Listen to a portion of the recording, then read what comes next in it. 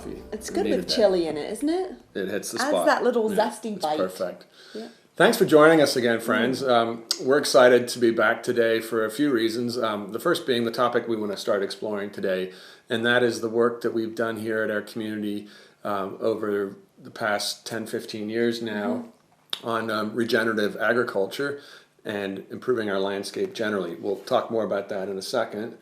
You had some exciting news about our page there. Yeah, well, I first wanted to thank every single one of you who's subscribed, because that's made it possible now for YouTube to open up the community page or tab for us, and we'll be using that as another way of communicating with you. Of course, you know, here we are sitting talking into our camera and trying to pretend that it's a real animated person, but we know that you're on the other side of the lens. We're not, you know, performing artists by any stretch. But we love the interactions Yeah, with you, the comments, the encouragements, the questions. Fantastic. Thank you. That's my entire point for saying that, is that Yeah. without that community that we're building, it's kind of meaningless. Yes. Yeah, got it. As much as I enjoy sitting here on a cold afternoon drinking coffee with my best friend. Oh. Mostly want to talk about our landscape, actually, where we live here in the northern tablelands of New South Wales, the work we've done on the farm over the years. We're going to possibly springboard this into a bigger conversation. Yeah, we think it's important to break it down into smaller conversations and maybe even take you out on the farm. Be fantastic. So there's a lot to get into, and we want to also then talk about how what we're doing out there impacts what we're doing in here. Yeah, that's a good way to put it. Isn't it? Really Okay, good way we'll to see put how it. we go. I guess, you know, for us, it's more than just about anything to do with, you know, sort of enhanced agriculture or, you know, the profitability of the way we run our farm. This is really about stewardship for what's been entrusted to us by God, and leaving the landscape, leaving our... Oh, are you okay? I'm just moved by what I'm saying.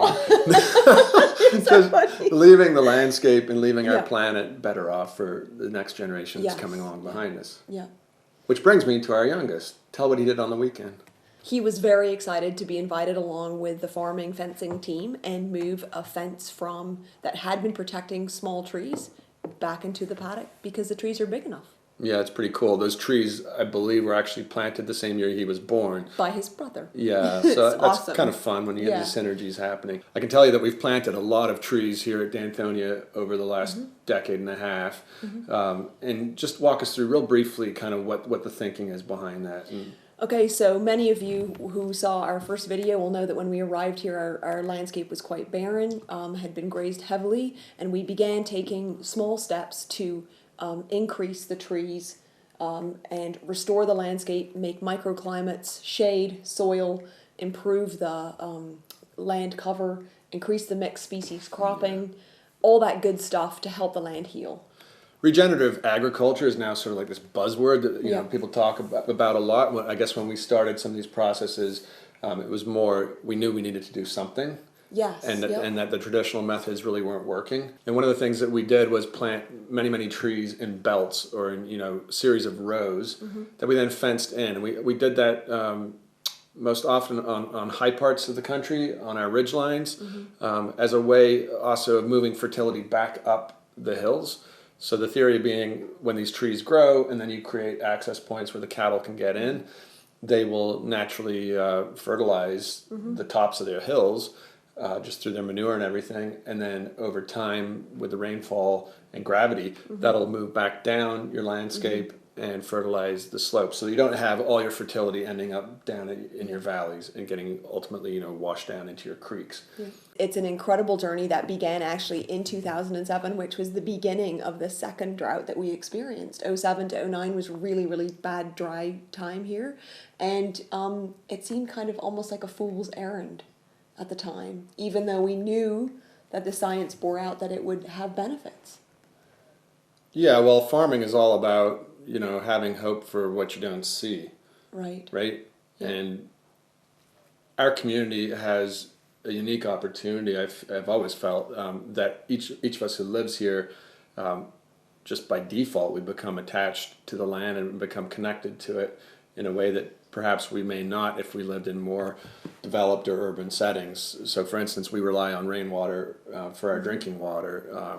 We rely on the landscape for our food source. You know, we eat off the land. And in season. Yeah, so both in terms of our garden produce and also the meat that we raise here in our community. And our orchards. Yeah, so those are all things that invest us into this place. And so even though neither of us is a farmer by occupation, we both take a keen interest in it, and we've learned a lot alongside everybody else here. And as the land has healed, I think something's changed in our hearts as well toward the land that God's given us. You know, this isn't just about profitability, although it's great when those things happen. And in fact, you know, you could say that internationally farmers have been duped for decades into thinking that, you know, we need costly inputs into our landscapes in order to make them productive. It's just simply doesn't bear out when people start getting into regenerative approaches. And it's actually not a new way to farm, it's actually an old way.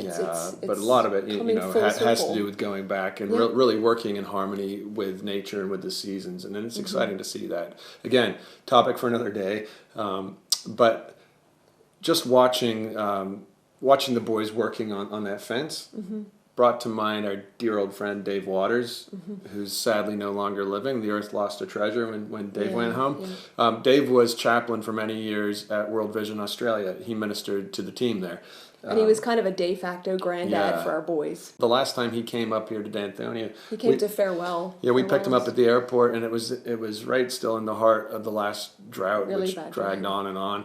And on our way home, we went past a drover with a mob of cattle. Which is what we do here when we get pretty desperate. We can't graze the cattle anymore in our paddock, so we bring them along the long paddock is the nickname for it, which means we graze them along the highways. So Dave springboarded off of that and used that analogy of these cattle that were trapped outside of the paddocks. As an image of how each one of us needs to, as he put it, open the paddocks of our hearts to each other. So I want to just close the video by giving that space to Dave to tell about that. But I think before we do that, you're going to have to take us to Merriam-Webster and enlighten all of us as to how we're using paddock. Yeah, because a lot of you, when I use it on Twitter, you say, "What does that word mean?" And can you define it? So. Okay, so in the Australian and New Zealand usage of paddock is an often enclosed field. Yeah, so an enclosed place, but here in Australia we talk about paddocks to mean fields. Yeah. But we also have fun expressions like if somebody's a bit loopy, we say that they have kangaroos loose in the top paddock. And if a child is chubby, we've got them on a top paddock. Yeah, no, it's all good. Anyway, Dave picked up on that and gave us a sermon, a little talk around that metaphor. And I want to jump to it and talk about it, but I also, before we go there, just want to say here in Australia, it's a tough moment right now. We're back in lockdown, you say, but basically... It's sort of the worst our nation has had it since the pandemic began, because we've done a great job keeping the virus out so far, but unfortunately the vaccine rollout's been very slow, and...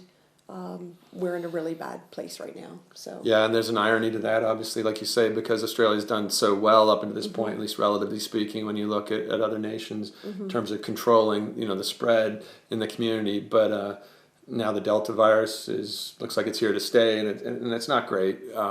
So a lot of the messaging is that we need to be really careful. There's lockdowns in force, and we're even being encouraged to avoid our neighbors and not speak to our neighbors. Yeah, which is really tough. And even if you can see the logic behind that.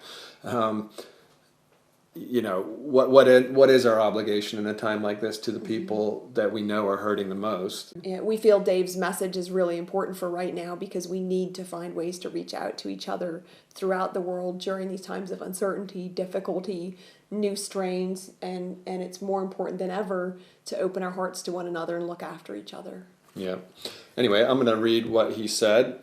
My dear friend and brother Bill Weiser put an excellent blog post together a while ago. I'll put the link. Yeah, you have to check it at the bottom there. Yeah. In our description here, and you can read it. But I'm going to jump right to what Dave said. We saw the drovers with their cattle scouring the roadside for nourishment. The cattle looked so hungry, searching for any small morsel to eat, wandering in desperation for something to satisfy. They couldn't, however, get into the paddocks, some of which seemed to have a lot of grass. That grass could provide nourishment. It could provide life. When I read Scripture, the kingdom of God is compared to a banquet, a party. And why wouldn't you want to be part of that? But unless we throw open the paddocks of our lives, our friends and neighbors will still be scouring for morsels of life. He says, allow people to see how Christ helps you deal with struggles in your marriage, your parenting. Allow people to see how Christ helps you cope with disappointment. Allow people to see how Christ helps you deal with death and dying. Now notice I didn't say tell people. You can tell people from a distance, but showing people, well, that means proximity, to be near and vulnerable. And I guess that's what we're grappling with. How do you be near and vulnerable with people when at the same time we're being told to keep our distance and stay in our lane? One of my Twitter friends in Melbourne told me that she and her family have baked pies and distributed them up the street for all the families.